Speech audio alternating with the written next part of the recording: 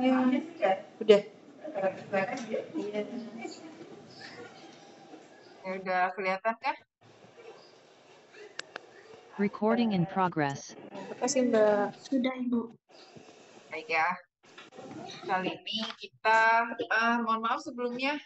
Jadi saya bertukar materi yang harusnya tentang kebijakan. Sekarang saya jadi ngajarinnya tentang otonomi praktek fisioterapi. Udah diinfokan ya sama Bu Laila ya? Sudah, Ibu. Jadi kali ini materi kita tentang otonomi praktek fisioterapi. Otonomi itu artinya kemandirian. Jadi fisioterapi adalah profesi yang mandiri. Nah, mandiri itu berarti sanggup untuk berdiri sendiri dengan keberanian, namun juga berarti harus berani bertanggung jawab atas segala tingkah lakunya sebagai manusia dewasa dalam melaksanakan kewajibannya guna memenuhi kebutuhan sendiri. Jadi yang namanya mandiri ya semuanya sendiri, tapi kalau ada apa-apa pun, ada sesuatu yang tidak diinginkan juga harus bertanggung jawab atas setiap keputusannya. Lalu fisioterapi apa sih? Nah, pada hafal tentunya ya. Fisioterapi apa? Coba ada yang hafal nggak definisi fisioterapi? Udah semester 6 kan? Ada yang bisa menyebutkan nggak fisioterapi itu apa?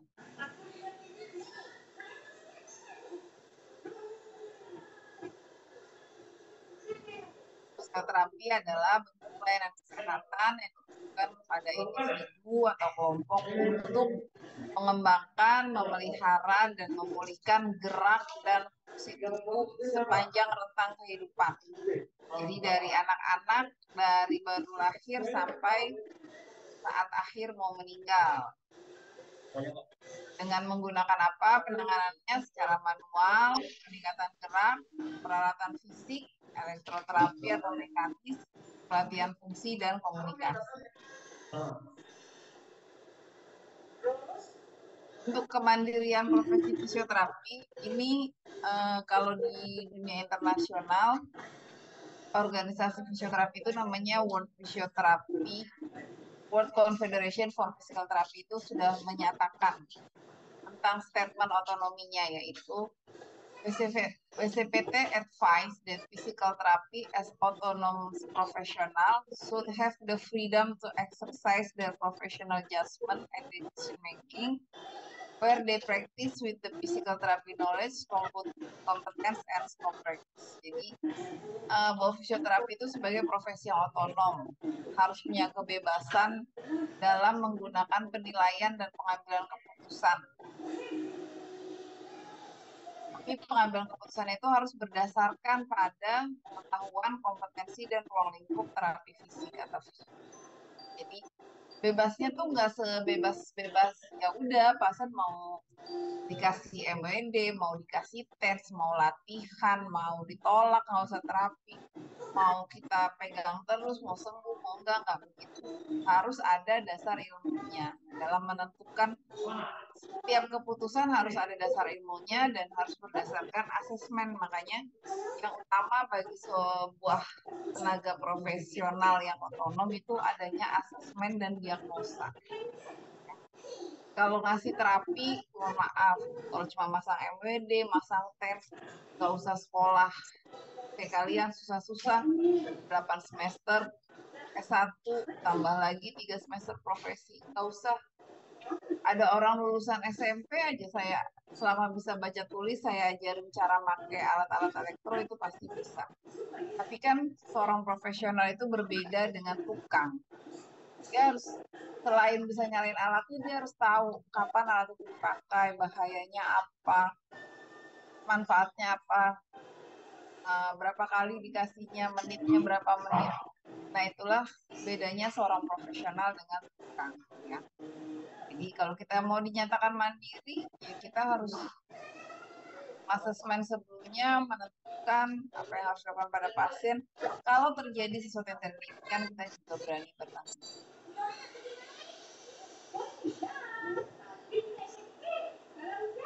Ini terhadap otonomi kesehatan ada 3 hal yang harus kita tahu tentang pelayanan kesehatan, tenaga kesehatan, dan fasilitasnya. Pelayanan kesehatan itu berarti yang secara diagnosa fisioterapi, melakukan pemeliharaan atau peningkatan status kesehatan melalui usaha-usaha pencegahan, diagnosa, pemulihan atau penyembuhan penyakit. Tenaga kesehatannya apa? Tenaga kesehatan itu semua yang bergerak di bidang kesehatan. Dari dokternya, dokter gigi, perawat, dan apoteker. Semua tenaga kesehatan. Walaupun kita mandiri, tapi kita harus bekerja sama, berkoordinasi, berkolaborasi. Kita nggak bisa sendiri. Dari mana kita tahu pasien itu HNP grade-nya grade 5, OA grade-nya grade 4. HNP-nya hanya disbulging atau sudah listesis. Dari mana taunya? Ya dari tenaga radiologi. Secara patologi dia sakitnya apa? Kita taunya dari mana? Dari pemeriksaan dokter. Jadi otonom atau mandiri bukan berarti tidak butuh profesi lain. Tetap. Nah, walaupun otonom kita butuh tempat praktik. Ya, walaupun fisioterapi selain punya tempat praktek tetap bisa melakukan home care, keliling dari rumah ke rumah.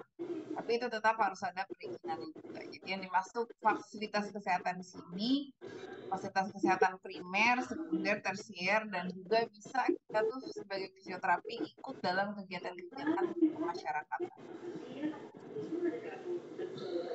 Nah, terkait undang-undang untuk otonomi peraturannya, kenapa fisioterapi bisa dibilang sebagai tenaga yang profesional dan otonom? Nah, Undang-Undang Nomor 36 Tahun 2009 tentang tenaga kesehatan, pasal satunya berbunyi tenaga kesehatan adalah setiap orang yang mengabdikan diri dalam bidang kesehatan serta memiliki pengetahuan dan keterampilan melalui pendidikan di bidang kesehatan untuk jenis tertentu memerlukan kewenangan untuk melakukan upaya kesehatan. Jadi berdasarkan pasal 1 ini, fisioterapi termasuk nggak di dalamnya? Termasuk, karena kita punya pengetahuan dan keterampilan yang didapatnya bukan dari kursus tapi melalui pendidikan. Ada 3 jenjang, ada 4 jenjang ya pendidikan fisioterapi saat ini. D3, D4, S1, dan profesi. Jadi sudah sesuai nih, kita sudah bisa dibilang sebagai tenaga kesehatan. Nah, lalu pasal 8-nya menambahkan lagi, tenaga kesehatan itu ada 2, ada tenaga kesehatan, ada asisten. Fisioterapi masuk yang mana? Kalau yang D4, S1 atau profesi, masuknya berarti tenaga kesehatan. Tapi kalau yang D3, itu asisten tenaga kesehatan. Jadi, sesuai pasal 8, nah, harus memiliki kualifikasi minimum D3. Berarti D3 juga masuk tenaga kesehatan. Yang masuk asisten ini yang sekolah-sekolah SMK. Kan ada SMK farmasi, ada SMK keperawatan, nah itu mereka asisten tenaga kesehatan. Kalau D3 ke atas itu disebutnya tenaga kesehatan. Berdasarkan undang-undang ini, fisioterapi termasuk tenaga kesehatan. Nah, di sini dijelaskan lagi nih kelompok tenaga kesehatan sesuai pasal 11, tenaga fisioterapi itu masuknya di kelompok keterapian fisik. Ya. Jadi di kelompok keterapian fisik ini kita timnya itu ada okupasi terapi, terapi bicara, dan dengan rekan-rekan okupasi, terapi bicara, dan akupunktur kita akan sangat berhubungan pekerjaannya. Sekolahnya udah ada kelompok jenis tenaga kesehatannya, lalu untuk bisa menjalankan prakteknya ada peraturannya lagi di pasal 44. Setiap tenaga kesehatan yang menjalankan praktek wajib punya STR. Jadi nanti nih kalau teman-teman ini kan 1. Kalau S1 itu belum bisa punya STR. Karena S1 sifatnya pendidikan, hanya baru keilmuannya, bukan prakteknya. Kalau mau praktek, teman-teman harus profesi dulu. Aku. Ya lumayan. Kenapa anehnya? Ya enggak. Oh Ya. Ya, jadi kalau teman-teman S1 nih memang sesuai aturannya tidak bisa nanti langsung punya STR, harus ambil profesi dulu ya. Berbeda dengan teman D3 dan D4. Karena kan teman-teman murni nih hanya di kelas, prakteknya hanya praktek lab, tidak menangani pasien. Ya. STR itu yang ngeluarin siapa? Yang ngeluarin itu ada namanya Konsil Tenaga Kesehatan Indonesia, KTKI ya, di Jakarta. Tapi teman-teman nanti sebelum punya STR harus uji kompetensi. Setelah lulus, baru kampus akan melaporkan lulusannya kepada konsil untuk dibantu dibuatkan STR. Jadi selama teman-teman hanya baru lulus S1, belum ngambil profesi, teman-teman belum boleh menjalankan praktek fisioterapi. Lalu syaratnya selain tadi sertifikat kompetensi, ada ijazah, surat keterangan sehat fisik dan mental, terus juga ada ada lembar pernyataan sumpah. Jadi nanti selain ijazah, selain wisuda ijazah, kalau teman-teman yang tenaga kesehatan atau profesi itu ada namanya sumpah profesi.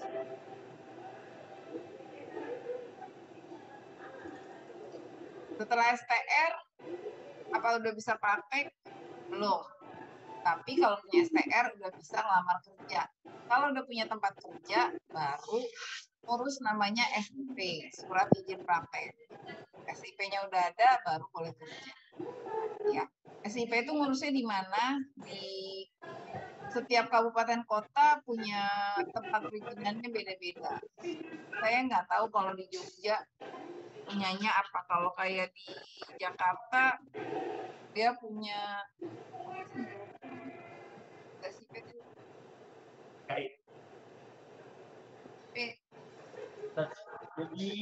Kalau di Jakarta itu ada di kecamatan, khususnya. Ada kayak badan perizinan di setiap kecamatan itu ada. Ya, kalau di Bekasi itu ada namanya Mall Pelayanan Publik. Salah satu meja yang di situ ada meja untuk ngurus surat-surat izin praktek. Saya nggak tahu kalau di Jogja namanya apa ya. Jadi di setiap kabupaten kota punya kebijaksanaan masing-masing untuk ngurus izin. Nah, yang teman-teman harus ingat, izin ini baru teman-teman bikin setelah teman-teman punya tempat kerja. Ya. Karena nanti dia syarat bikin surat izin tuh ada syarat tentang rumah sakit atau kliniknya. Apakah sudah punya izin atau belum. Gitu. Selain rekomendasi dari organisasi. Lalu surat izin praktek itu berlakunya sampai kapan? Sampai STR-nya habis. Ya, jadi misalkan nih teman-teman udah punya STR-nya dari tahun 2020. Tapi untuk kerja misalkan di klinik di kampus, itu SIP-nya baru ada mulai 2022. Sedangkan di 2025 STR-nya habis masa berlakunya. Maka pada saat STR itu habis masa berlaku, SIP pun harus diperpanjang sesuai STR yang baru. Ya. Sampai sini dulu tentang registrasi dan perizinan. Ada yang ingin ditanyakan?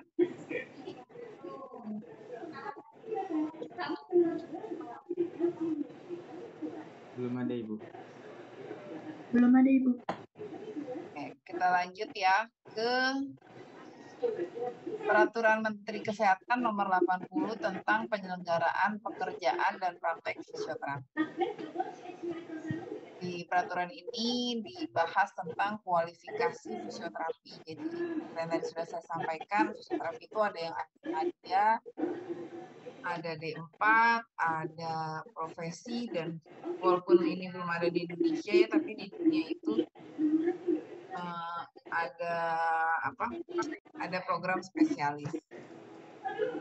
Nah, tapi sekarang ini sedikit demi sedikit D3 fisioterapi pun sudah mulai menghilang. Yang saya tahu masih ada ya kalau di Jakarta itu tinggal di UI sama di UI. UPN pun sudah berubah jadi sarjana, tinggal ngabisin aja ketiganya.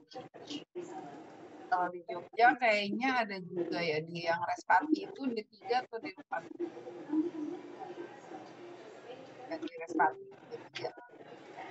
Harapannya sih sebenarnya kalau udah ada program profesi harusnya D3 hilang semua harusnya, karena nanti akan membingungkan saat praktek atau kerja, mana yang bisa dikerjakan oleh D3, mana yang bisa oleh profesi, itu agak sulit. Nah ini, cuma sekarang SIK udah nggak ada ya, semuanya udah jadi SIP, tapi karena peraturan ini belum berganti, saya sampaikan. Di pasal 6, fisioterapi bisa menjalankan praktik pelayanan fisioterapi secara mandiri atau bekerja di fasilitas pelayanan kesehatan. Jadi teman-teman bisa kerja di klinik, di rumah sakit, atau buka praktek sendiri juga bisa. Nanti tinggal urus perizinan untuk praktek mandiri seperti apa, itu urusnya di kabupaten kota masing-masing. Lalu yang bisa melakukan praktek mandiri, yang bisa buka klinik itu hanya yang sudah profesi atau spesialis. Jadi yang tadi D3 atau D4 itu tidak bisa buka klinik sendiri. Nah, kalaupun di rumah sakit, syaratnya harus ada yang sudah profesi. Jadi nggak boleh satu rumah sakit itu tidak ada satu orang pun yang profesi, itu nggak boleh.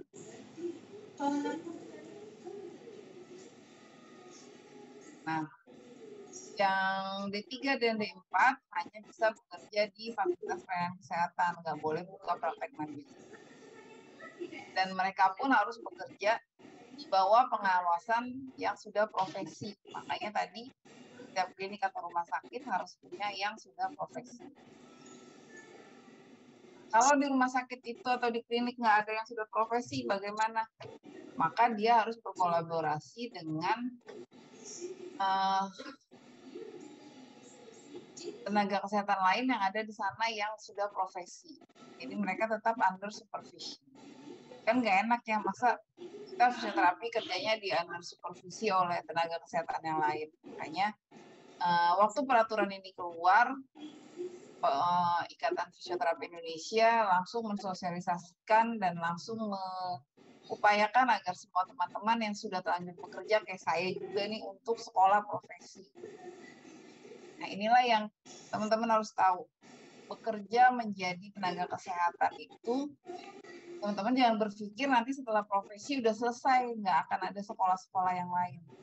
Nggak sampai di situ. Saat peraturan berubah, mengharuskan kita sekolah atau mengambil perizinan atau kursus atau apalah, setiap peraturan berubah, maka kita harus mengikuti aturan tersebut. Kayak saya dulu cuma sekolah D4, nggak ada peraturan yang harus profesi. Begitu peraturan ini keluar, ya saya mau nggak mau, suka nggak suka, akhirnya ambil profesi, kuliah lagi. Karena kalau saya nggak sekolah lagi, nggak bisa praktek mandiri, sama di rumah sakit pun membutuhkan yang sudah profesi untuk menjadi supervisornya. Ya. Pelaksanaan pelayanannya di mana aja, puskesmas, klinik, rumah sakit, praktek fisioterapi mandiri.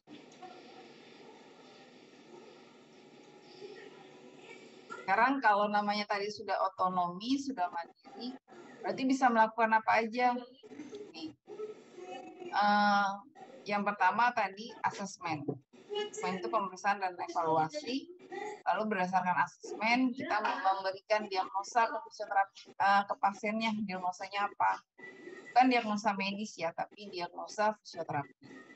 Setelah ada diagnosanya, teman-teman harus nyusun perencanaannya. Terapi yang mau diberikan apa aja, berapa kali, intensitasnya seminggu berapa kali, terus targetnya apa, ditempuh dalam waktu berapa lama. Misalkan pasien nyeri pinggang, nyerinya akan berkurang dalam waktu 3 minggu, misalkan teman-teman menentukan. Itu harus detail. Namanya kita mandiri. Jadi kita yang harus nentuin. Dan jangan nggak kita tuliskan, jangan semau-semau. Itu harus disepakati oleh pasiennya. Lalu jenis intervensinya apa aja, kita berikan dengan bertanggung jawab, pastikan alatnya aman, pasiennya aman. Setelah selesai, lakukan evaluasi untuk melihat apakah rencana kita berhasil atau tidak. Nah, dalam melakukan pelayanan ini, karena kita mandiri, maka kita bisa menerima pasien langsung atau berdasarkan rujukan. Ya, jadi bisa langsung, bisa rujukan. Dan peraturan di rumah sakit itu berbeda-beda. Ada rumah sakit yang mengharuskan pasiennya ke dokter rehab dulu misalkan, baru ke fisioterapi. Ada aturan BPJS yang pasiennya harus ke dokter rehab dulu baru ke fisioterapi. Tapi ada rumah sakit yang membebaskan pasiennya bisa langsung ke fisioterapi juga itu boleh. Jadi kita mengikuti aturan aja. Walaupun pasiennya pasien rujukan, tapi teman-teman harus tetap melakukan 5 langkah ini sebelum memberikan treatment, ya. Jangan mentang-mentang rujukannya suruh ngasih MWD, ya udah MWD aja. Ya, tetap harus asesmen, bikin diagnosa, bikin perencanaan, baru melakukan treatment, lalu lakukan evaluasi. Ya.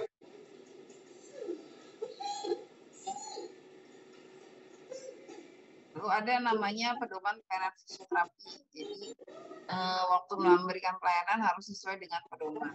Biasanya ini setiap rumah sakit punya SOP tersendiri, punya panduan praktek klinik sendiri.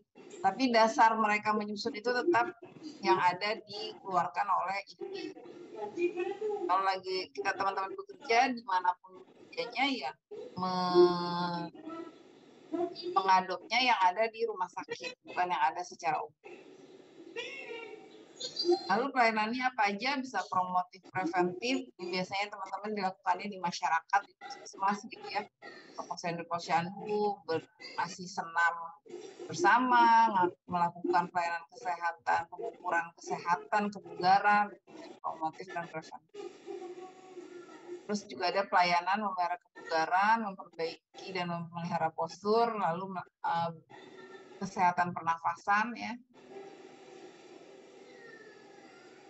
Ini untuk yang fisioterapi D4 ya. Lalu yang ketiga, pelayanan dengan keadaan aplikasi rendah bertujuan untuk pemeliharaan dan pelayanan pada cedera olahraga. Ini sebenarnya udah dibagi. Kita boleh apa, D4 boleh apa, profesi boleh apa. Tapi kan kenyataan di lapangan itu nggak kayak gitu. Kadang yang profesi melakukan pekerjaan kewenangan di bawahnya, yang di bawahnya juga melakukan yang di atasnya. Selama punya kemampuan, sebenarnya nggak apa-apa juga, cuma tetap harus ada yang supervisi.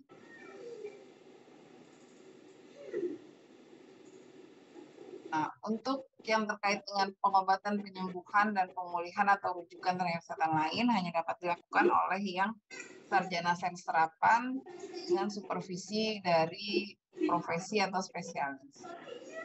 Nah, kalau yang profesi dapat menerima pasien langsung untuk seluruh pelayanan, baik di bidang neuromuskular, muskuloskeletal, kardiovaskular, respirasi, dan integumen.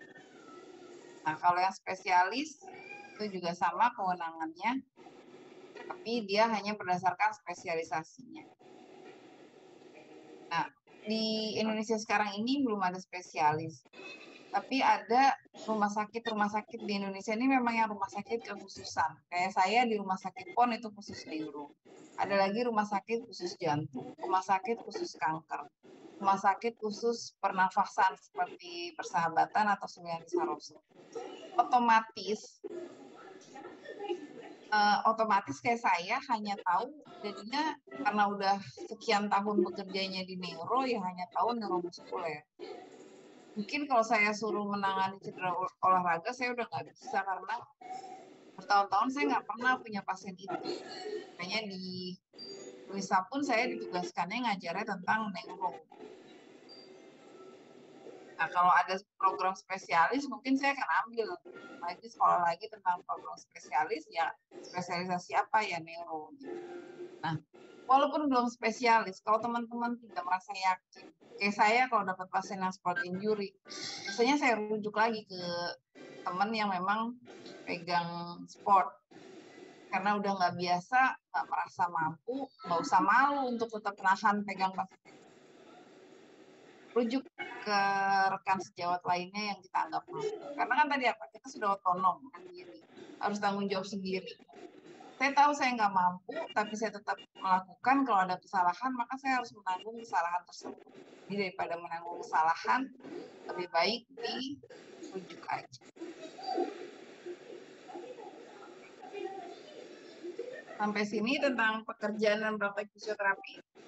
Cukup jelas kan? Jelas, Ibu. Nah, untuk melakukan pelayanannya, ada lagi Peraturan Menteri Kesehatan Nomor 65 Tahun 2015 tentang standar pelayanan fisioterapi. Nah, tadi kan ada puskesmas, klinik, rumah sakit gitu ya. Kalau di puskesmas, biasanya boleh melakukan pelayanan kesehatan gerak dan fisik tubuh pada individu dan atau kelompok. Jadi di puskesmas yang ciri khasnya biasanya yang berkelompok. Tempat umum dengan pengutamaan pelayanan pengembangan dan pemeliharaan melalui pendekatan promotif dan preventif. Tapi sekarang ini banyak juga puskesmas yang melakukan tindakan kuratif dan rehabilitatif. Tapi fungsi puskesmas seharusnya lebih menonjolkan yang promotif dan preventif. Contohnya apa? Promotif preventif, screening, memberikan pengurangan nyeri, latihan-latihan untuk fleksibilitas, daya tahan, postur, dan kegiatan sehari-hari. Di puskesmas ini banyak banyak klub-klub kayak mungkin klub lansia. Lansia juga dibagi-bagi, ada yang diabetes, ada yang asma misalkan. Ini kan senamnya juga beda-beda tuh, senam orang yang demensia, senam orang yang asma itu beda-beda. Kalau puskesmas bisa punya ini tuh hebat banget. Kalau yang kuratif, tapi biasanya ini hanya sederhana karena peralatan-peralatan fisioterapi di puskesmas juga sangat sederhana. Kalau rumah sakit umum semuanya. Jadi tadi semua neuro, muskulo, kardio, respirasi, pediatri, semuanya harus bisa menangani. Kalau rumah sakit khusus, ya khusus aja. Kalau rumah sakit ibu dan anak, berarti pelayanan fisioterapinya hanya untuk pediatri dan kesehatan wanita. Kalau jantung, ya kardiopulmoner. Kalau rumah sakit khusus otak, pasti pasiennya neurologi. Teman-teman kalau tahu di Solo ada rumah sakit ortopedi, ya kasusnya muskuloskeletal. Kalau di klinik mandiri, terserah, bebas. Teman-teman misalkan nanti ada rezeki bikin klinik, mau bikin klinik secara umum boleh menerima semua, tapi mau khusus juga boleh. Kalaupun home care mandiri juga boleh. Sekarang ini banyak aplikasi-aplikasi atau yang dibikin oleh teman-teman buat home care. Jadi pasien-pasien sekarang mau nyari home care fisioterapi itu nggak susah, nggak perlu dari rumah sakit. Banyak banget aplikasi-aplikasi yang bisa di-download, di IG juga banyak iklan-iklannya, ya itu boleh. Lalu fisioterapi juga bisa ada di klinik-klinik sekolah atau klub olahraga. Ini cowok-cowok sekarang jarang banget fisioterapi cowok yang mau kerja di rumah sakit, susah nyarinya. Semua teman-teman berbondong-bondong menjadi fisioterapi di klub-klub olahraga. Karena enak ya kan, nggak nanganin pasien sakit, tapi nanganinnya pasien sehat. Lalu bisa juga yang suka sama lansia, fisioterapi bekerja di Jompo, di layanan-layanan geriatrik, baik yang sifatnya panti sosial. Kalau di Jogja saya nggak tahu ya, kalau di Jakarta, di Jabodetabek tuh udah banyak panti jompo berbayar yang mahal malahan bayarnya karena fasilitasnya bagus banget. Nah, ada tenaga fisioterapi di sana. Bahkan di pusat kebugaran juga bisa. Nah, ini alurnya. Jadi, karena kita otonom, kita bisa terima pasien langsung. Bisa juga rujukan. Lalu kita lakukan asesmen. Kalau memang ranahnya kita berikan treatment. Kalau enggak, kita sampaikan pasiennya untuk konsul lagi ke dokter yang mengirimnya bahwa kelainannya bukan fisioterapi. Seperti kasus etika kemarin ya, ternyata udah kita treatment berapa kali, nggak ada tanda-tanda kesembuhan, malah tambah berat. Kita periksa ulang, ternyata bukan ranahnya kita, ya kita rujuk.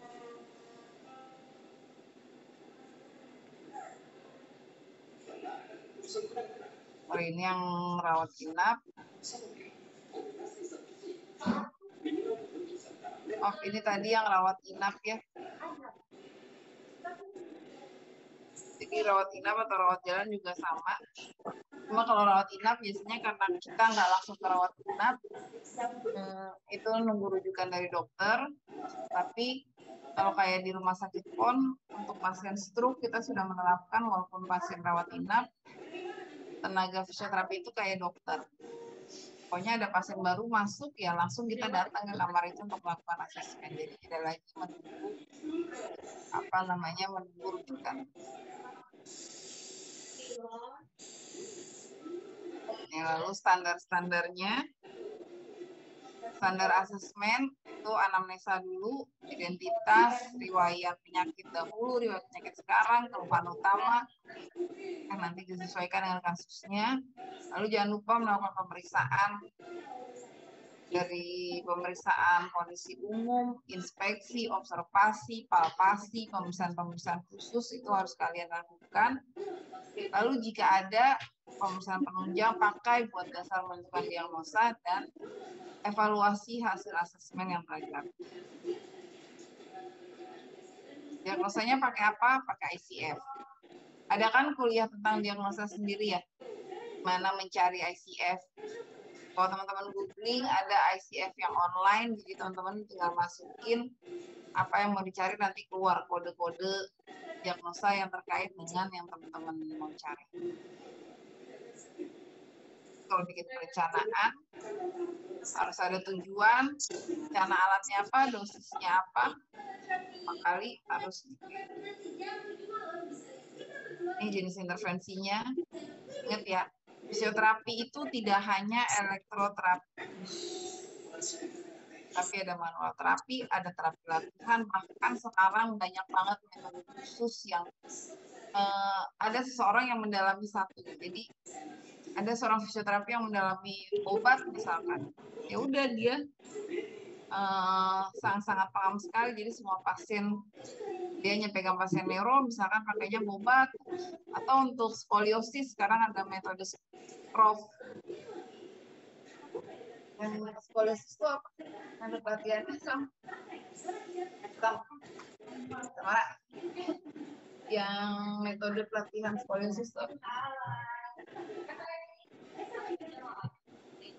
Jadi ada tuh skoliosis baru-baru ini datang ke Indonesia.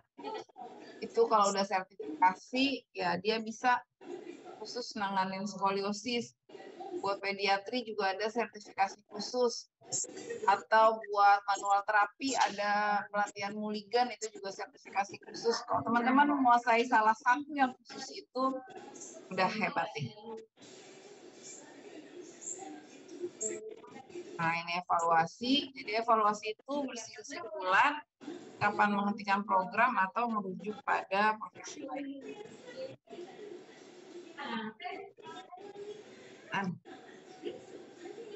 Kenapa? Belajar.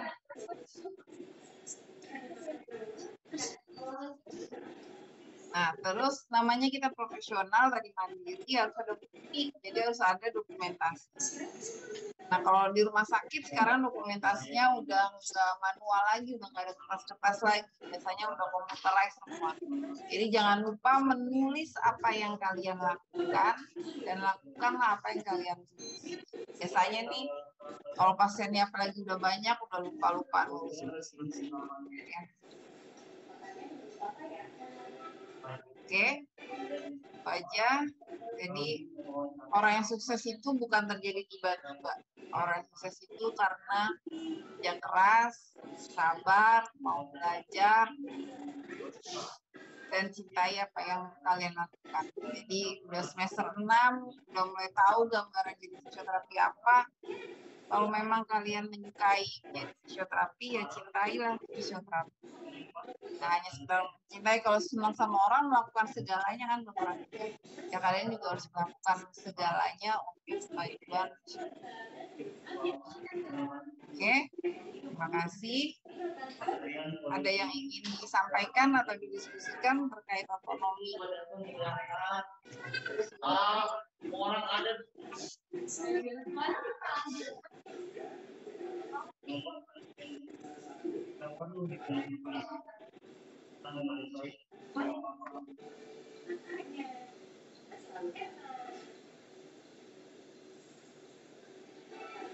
Kalau udah nggak ada lagi, saya kan ya kuliah etika dari saya. Ini semuanya udah praktek, udah skill lab kan ya? Sudah, Ibu. Udah, berarti untuk kuliah etika profesi saya udah nggak ada hutang pertemuan ya, cuma hutang materi. Tolong dikirim alamat email buat saya kirim materi yang hari ini sama materi yang pertama. Baik, Ibu. Oke, terima kasih. Saya akhiri. Wassalamualaikum warahmatullahi wabarakatuh. Waalaikumsalam Waalaikumsalam warahmatullahi wabarakatuh. Terima kasih Ibu.